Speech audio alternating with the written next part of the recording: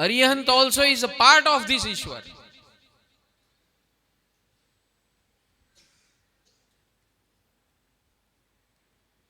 प्रभु यानी ईश्वर, हम जो प्रभु बोलते हैं या ईश्वर, ये एक ही शब्द अलग है, बात एक ही है. व्हाट इज दिस ईश्वर? ये ईश्वर शब्द जो है ये वेद परिभाषा से निकला हुआ शब्द है. और इसी का शब्दवाचक बुद्ध परंपरा और जैन परंपरा में उसे धर्म तत्व कहते हैं. आज उसी का दिन है, धर्म तत्व का सेलिब्रेशन, सेलिब्रेशन ऑफ धर्म तत्व, celebration of Ishwar. What is this Ishwar? Ishwar is nothing but A system which works automatically according to law of nature. What is law of nature? तो यहां तीर्थंकर परमात्मा, अरिहंत परमात्मा, जिन्होंने इस परम तत्व को, परम अवस्था को पाया है, उन्होंने अपने ज्ञान में ये देखा और जगत को बताया.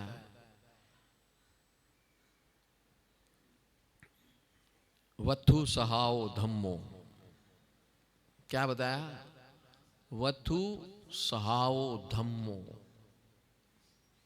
इस सृष्टि मात्र धर्म के आधार से ही चलती है और इसी धर्म को वेद परंपरा ने ईश्वर बताया.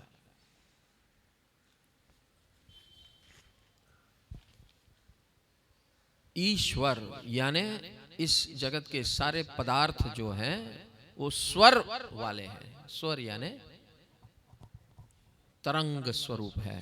हमारे अंदर भी है, हम पूरे तरंग ही है, दिख नहीं रहा है हमें.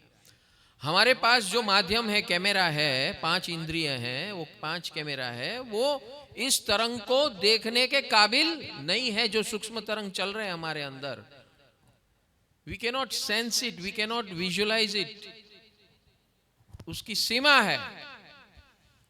लेकिन हमें अपना बॉडी अभी जो दिख रहा है वो सॉलिड दिख रहा है. सॉलिड दिख रहा है कि नहीं? हाँ, और फिर भी उसमें से तरंग पास हो रहे हैं कि नहीं? हाँ, एक्सरे, अल्ट्रासाउंड, एमआरआई, ये सब तरंग पास हो रहे हैं कि नहीं? That means our body is not solid the way we feel it. Something is passing through our body. That means जो अरिहंत परमात्मा बता रहे हैं वो यथा तथ्य है. आज से 50 साल पहले, 100 साल पहले अगर ऐसा बताया जाए, बोले आनु खसी गયું છે, बराबर के नहीं? कारण के આજના જગતની અંદર everything is technological day by day, and that's why you are able to understand, perceive and accept. And it's very easy to explain nowadays because you are all smart people using smartphones. Isn't it? બધા પાસે છે કે નહીં? હે, હવે તો મફતમાં મળવાનો છે હો ભાઈ સ્માર્ટફોન. કે आओ स्मार्टफोन લઈ જાઓ, आओ स्मार्टफोन લઈ જાઓ. હે? અરે ભાઈ સાહેબ ને હજી ફોન ના આવ્યો નથી ને બિલ ની વાતો ચાલુ.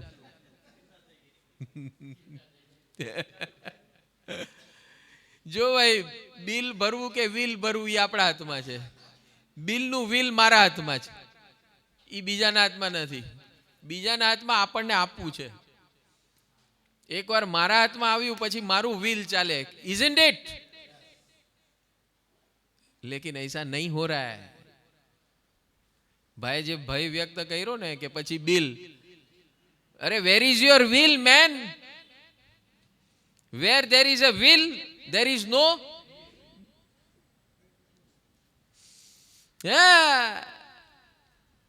જો ભાઈ આપણે મફતમાં કરવું છે, સસ્તામાં કરવું છે કે દુનિયાને દેખાડો કરીને કરવું છે, એ બધો કોના હાથમાં છે? આપણા નહીં, આપણા વિલના હાથમાં. So where there is a will there is no bill. અને બિલ ફાળવા હોય તો ક્યાં ફાળવાના? ક્યાં ફાળવાના? અરિહંત પરમાત્માના માર્ગમાં ફાળવાના. જે આવા બિલ ફાળશે પોતાના જીવનની અંદર, भगवान ने 5 प्रकार की सेवा बताई है. भगवान ने कहा भैया मैं अरिहंत बना हूं, फॉर्मूला आपको दे रहा हूं, समझ में आए तो करो. जितना जल्दी आएगा उतना काम जल्दी होगा, जितना नहीं समझ में आएगा तो घूमते रहो, वर्ल्ड टूर मारते रहो. ये सृष्टि का नियम जो है वो शाश्वत और सनातन है. इसमें किसी का कुछ चलता नहीं, न मेरा न तेरा. ये ऐसा नियम है, न मेरा न तेरा, हम दोनों का नहीं चलेगा.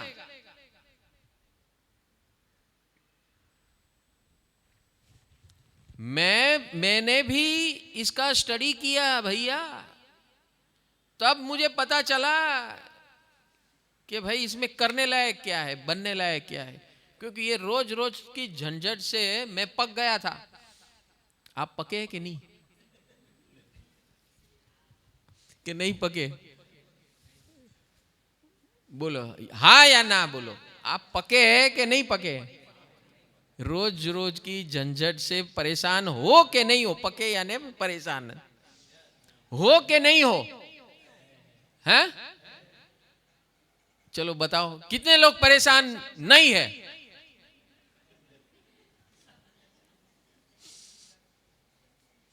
अच्छा अभी कितने लोग परेशान है? सबकी बात मत करो. देखो अभी भी लोग हैं जो हाथ ऊपर नहीं कर रहे. कितने लोग परेशान है? बड़ा ऊपर बराबर हाथ ऊपर करो, पता चले. यस, बाकी सब भगवान है जितने हाथ ऊपर नहीं करे. देखो जितना जल्दी हाथ ऊपर करोगे उतना जल्दी मौका है अरिहंत बनने का. अब हाथ ऊपर किया ना आपने, किसने नहीं किया था?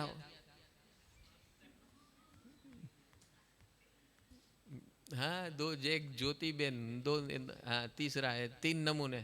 जो तो कम से कम अपने आप को ईमानदारी देखो, इनकी ईमानदारी बढ़िया है. तो काबिलियत है. जो ईमानदार होता है वो काबिल है. जो ऐसा गफला करके भी बताता नहीं है उसको भगवान बोलते मैं भी नहीं बचा सकता उसको. तो स्वीकार तो किया कि भाई मैंने हाथ ऊपर नहीं किया था, मैं परेशान नहीं हूं, ऐसा मुझे भ्रम है.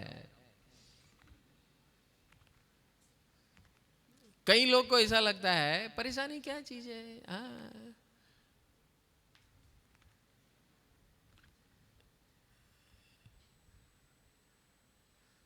तो जो 3 लोगों ने हाथ ऊपर किया कि हम परेशान नहीं है, बराबर है ना? बराबर से बराबर. ज्योति बहन, ज्योत से ज्योत मिला, परेशान नहीं है. अरे वाह, दिलीप भाई को मजा आ गई.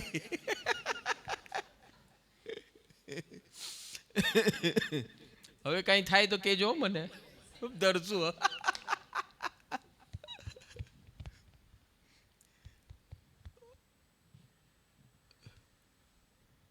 और महाशय जी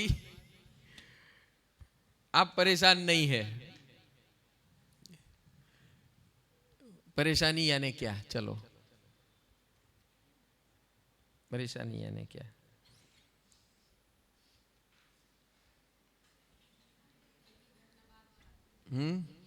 अभी जिसने बोले हम परेशान नहीं, उसको बोलना है, आपको नहीं बोलना है. आप परेशान हो, आपको मालूम है आप परेशानी क्या चीज है. अभी जिसको जो कह रहे मैं परेशान नहीं हूं, तो उनसे हम समझे भाई, ज्ञान प्राप्त करें कि भाई आप कैसे भगवान बन गए. बोलिए सर, परेशानी यानी क्या? अच्छा,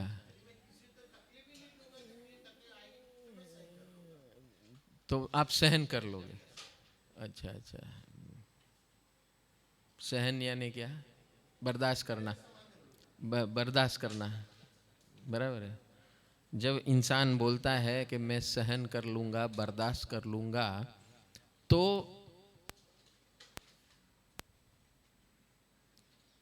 लिमिटेशन फैक्टर आता है। Limitation factor. आपकी धर्मपत्नी आई है? हैं? कहाँ है? अरे हाँ, यस।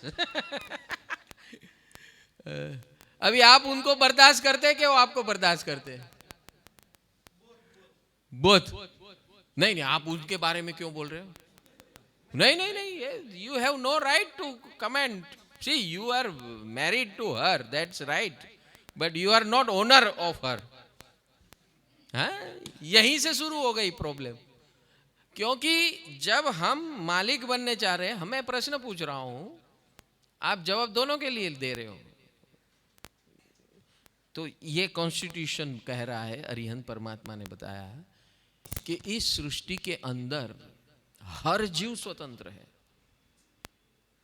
इस सृष्टि के अंदर हर जीव स्वतंत्र है। Every living being and non living being has their field. Freedom तो बात की बात है, फील्ड। और उस फील्ड के अंदर समझो परमाणु लेते हैं, लेट्स टेक इज परमाणु। तो परमाणु का पिक्चर देखा है आपने, जो हमें साइंस में सिखाया जाता है? एटम का अंदर इलेक्ट्रॉन, प्रोटॉन और न्यूट्रॉन, बराबर है, उसका मूवमेंट दिखाया जा रहा है। ठीक है, electron is a moving thing, बराबर है। Proton and neutron forms nucleus. So आप तो केमिस्ट भी हो, फार्मासिस्ट भी हो, है, आपको ये सब साइंस सिखाने की ज्यादा जरूरत नहीं, लेकिन उसकी अपनी फील्ड है कि नहीं? Can you interfere in that? Exactly. So भगवान यही कह रहे हैं कि ये सारी सृष्टि है, इसके अंदर अगर परमाणु की अपनी स्वतंत्रता है अपने हिसाब से बिहेव करने का, तो लिविंग बीइंग क्या चीज है? जीव क्या चीज है? लिविंग एंड नॉन लिविंग में क्या भेद है? तो कि लिविंग इसे कहते हैं कि जिसके अंदर कॉन्शियसनेस है। क्या है? कॉन्शियसनेस, यानी कि देखना, जानना और अनुभव करने की शक्ति जिसके अंदर है, उसे हम लिविंग बीइंग कहते हैं। समझ में आ रहा है सबको? ठीक है। तो हर जीव जो है, जीव किसे कहते हैं? जिसके अंदर ये तीन शक्तियां, देखने, जानने और अनुभव करने की शक्ति। जो देख सकता है, जान सकता है, अनुभव कर सकता है, उसी को जीव कहते हैं। और जिसके अंदर ये देखने, जानने और अनुभव करने की शक्ति नहीं है, वो अजीव है, यानी कि उसके अंदर ये तीन शक्तियां नहीं है। तो परमाणु के अंदर क्या शक्ति है? तो क्या उसके अंदर इलेक्ट्रॉन, प्रोटॉन, न्यूट्रॉन, यानी क्या? इलेक्ट्रॉन यानी रजस मूवमेंट, तमस यानी क्या? Neutron, neutral energy, and proton यानी क्या? Positive energy. So electron, proton and neutron, इसके पास, ये परमाणु के पास देखने, जानने और अनुभव की शक्ति नहीं है, लेकिन उसके पास negative, positive and neutral energy है। क्या है? Negative, positive and neutral energy. What is this? ये किसने बनाया? Who has made this? ये एक लिविंग क्रीचर जिसे कॉन्शियसनेस कहते हैं, और ये दिस नॉन लिविंग क्रीचर जिसे परमाणु हम कहते हैं, ये किसने बनाया? किसने बनाया? प्रश्न है, क्लियर कट। ये किसने बनाया?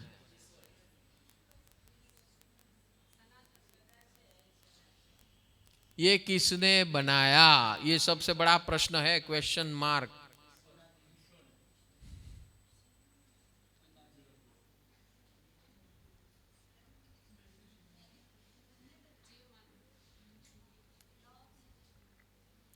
ये किसने बनाया?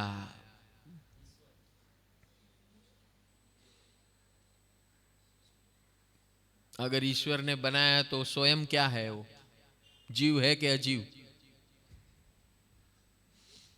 अगर ईश्वर ने बनाया तो ईश्वर कौन है? कौन सी कैटेगरी में? जीव कैटेगरी के अजीव कैटेगरी में? अगर मैं बोल रहा हूं, अगर ईश्वर है वो जीव कैटेगरी में है कि अजीव कैटेगरी में?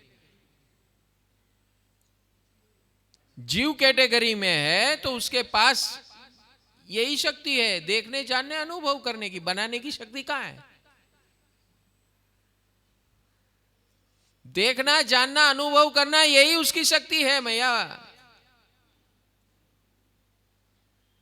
तो अगर वो जीव है तो वो बना कहां से सकता है? वो कुछ नहीं बना सकता।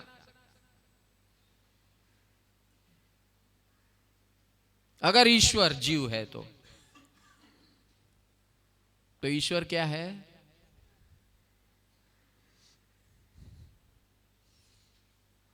अरे बोलो। आज हम इस सृष्टि के कॉन्स्टिट्यूशन को जानने आए हैं, क्योंकि क्यों जानना है? क्योंकि मुझे भ्रम है, या मैं परेशान हूं या मैं परेशान, ये दोनों भ्रम है। दोनों भ्रम है। जो अरिहंत बने हैं तीर्थंकर परमात्मा ने यही बताया, भाई जो परेशान हो रहा है वो भी ब्रह्म में है, जो परेशान नहीं है ऐसा जिसको भाषित हो रहा है शरीर होते हुए, वो भी ब्रह्म में है। और इसीलिए ये पूरा विज्ञान तंत्र, ये सारी सृष्टि का कॉन्स्टिट्यूशन क्या है, कैसे है, आज हम इस constitution day, the constitution of India, who has made this constitution? हाँ, सबको व्हाट्सएप मिला है तो उतना तो पता ही है। डॉक्टर बाबा साहेब आंबेडकर ने भारत का कॉन्स्टिट्यूशन बनाया। अब ये कॉन्स्टिट्यूशन की किताब लेकर हम भारत के बाहर जाएंगे तो बोलेंगे तेरी वो बीच में वो महासागर आता है उसमें डाल के आना मेरे उधर। उसकी कोई वैल्यू हमारे यहाँ, तेरी ये किताब की कोई वैल्यू नहीं है। और वहां का आदमी अपना कॉन्स्टिट्यूशन लेकर यहां भारत में आए तो भाई उसको बोलेंगे, भाई तू जहां बीच में महासागर आता है उसमें डाल देना वो प्लेन में से, और फिर मेरे देश में प्रवेश करना, तो ही मेरे देश में आपको प्रवेश मिलेगा। वीजा,